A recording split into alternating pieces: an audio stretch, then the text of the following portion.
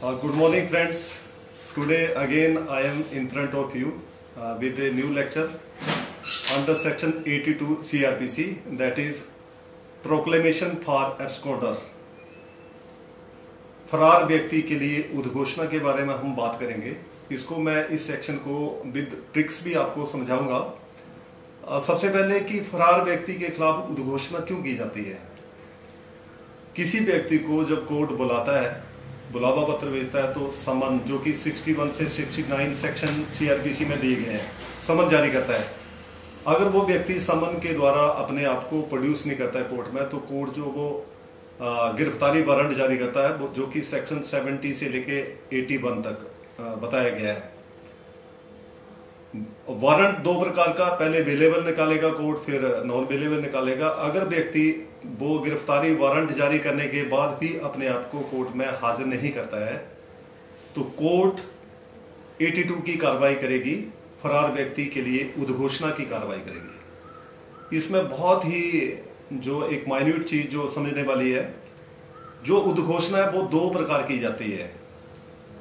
आप 82 के first point में बोलेंगे तो वहां पे जो उद्घोषणा की जा रही है वो प्रोक्लेम्ड पर्सन, उस उद्घोषणा को माना जाएगा प्रोक्लेम्ड पर्सन या एब्सकॉन्डर।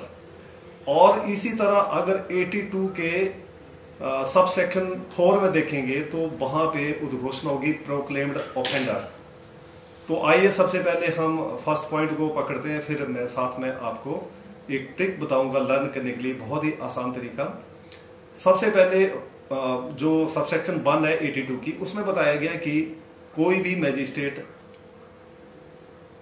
किसी व्यक्ति को जिसके खिलाफ उसने वारंट जारी किया है, अगर मैजिस्ट्रेट को ऐसी कोई एविडेंस मिलती है या बिना एविडेंस लिए बिना अगर कोर्ट को यह पता चलता है जिसके खिलाफ उसने गिरफ्तारी वारंट जारी किया है, वह व्यक्ति वारंट से छिप रहा है या उसकी सर्विस नहीं होने दे रहा है, उसका एग्जीक्यूट नहीं करने दे रहा है, वो व्यक्ति जो वारंट से भाग रहा है, तो ऐसा कोर्ट जो है वो उस व्यक्ति के खिलाफ ऐसी प्रोक्लेमेशन जारी करेगा कि वह व्यक्ति अपने आप को 30 दिन के अंदर अंदर वो निश्चित स्थान बस में पर अपने आप को प्रोड्यूस करे। सेकंड में पॉइंट में बताएगी। अब ये जो प्रोक्लेमेशन है, ये ध्यान रखना कि 3 प्रतियां बनाई जाती हैं, और पुलिस के पास जब ये प्रोक्लेमेशन जाएगी तो पुलिस का जो मेंबर है, पुलिस का ऑफिसर जो वो उसको एग्जीक्यूट करने के लिए जाएगा। तो वो एग्जीक्यूट कैसे करेगा, तो इसमें ये बताया गया है।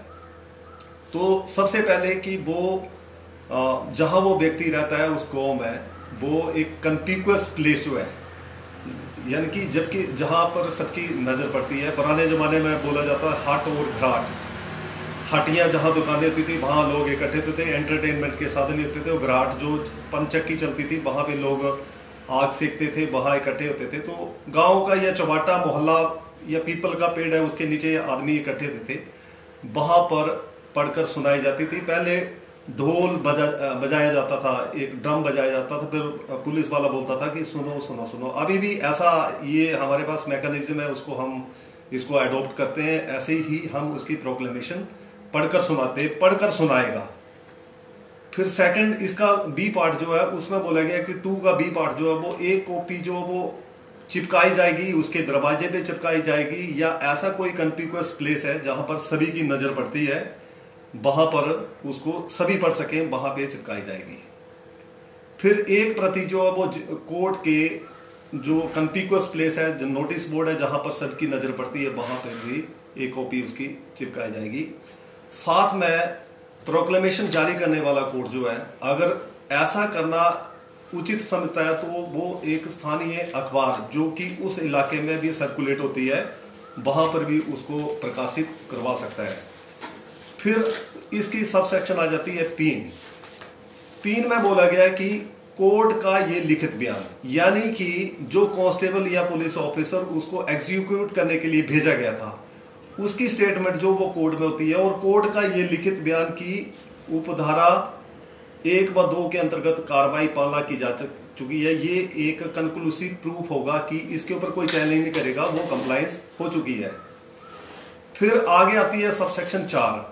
तो सब सेक्शन 4 में कुछ धाराएं बताई गई हैं। जिस व्यक्ति के खिलाफ वो प्रोक्लेमेशन जारी की जा रही है, अगर उसने अपराध किया 302, 304 और ये आगे तक सेक्शन चली जाती है 459 टू 460 तक, ये हीनियस क्राइम की जो सेक्शन है, अगर इसमें वो फॉल करता है व्यक्ति, और after the expiry of 30 days he is not going to report in the court, honorable court, as per the direction made in the proclamation, तो कोर्ट आफ्टर इंक्वायरी करने के बाद उसको प्रोक्लेम्ड ऑफेंडर घोषित कर सकता है।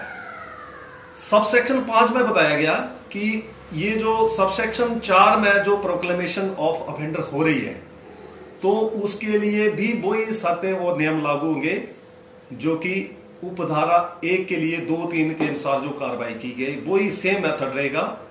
इसमें डिफरेंस प्रोक्लेम्ड पर्सन और ऑफेंडर में ये एक मेन डिफरेंस ये है कि जब प्रोक्लेमेशन होती है तो उस व्यक्ति के खिलाफ सेक्शन 174A में 174A आईपीसी में अभियोग पंजीकृत किया जाता है, और जिसमें प्रोक्लेम्ड पर्सन एब्सकॉन्डर जिसको कि हम बोल रहे हैं, उसके लिए सजा का प्रावधान रखा है 3 साल तक, और प्रोक्लेम्ड ऑफेंडर के लिए सजा का प्रावधान रखा है 7 साल तक।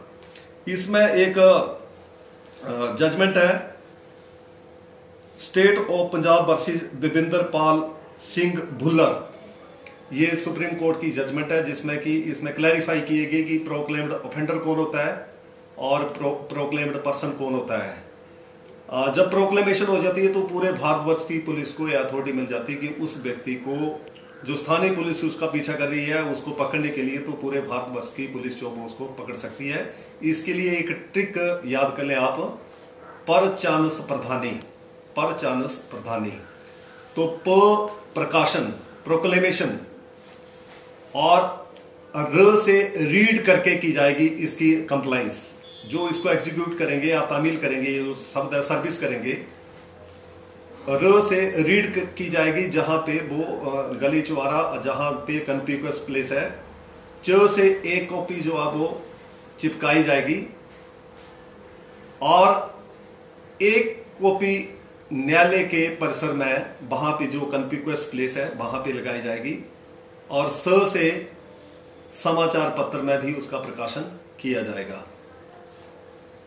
प्र से प्रमाण, प्रमाण मतलब ये कंक्लूसिव प्रूफ, प्रमाण कि न्यायालय का ये लिखित कथन इस बात का स्पष्ट प्रमाण होगा कि उपधारा 2 के अंतर्गत जो वो इसकी कंप्लायंस पूरी की जा चुकी है। आ गया धा, धा से धारा, धारा 302 से लेके 460 तक जो सेक्शन है, अगर इसमें वो फॉल करता है तो वो व्यक्ति, तो उसको आफ्टर इंक्वायरी जो वो प्रोक्लेम्ड ऑफेंडर घोषित की जाएगा। और न से नी से नियम व शर्तें, उपधारा 4 के लिए भी वही नियम वो शर्तें लागू होगी, वो 2-3 की, जो कि सेक्शन उपधारा 1 के लिए जारी की गई है। Thank you very much.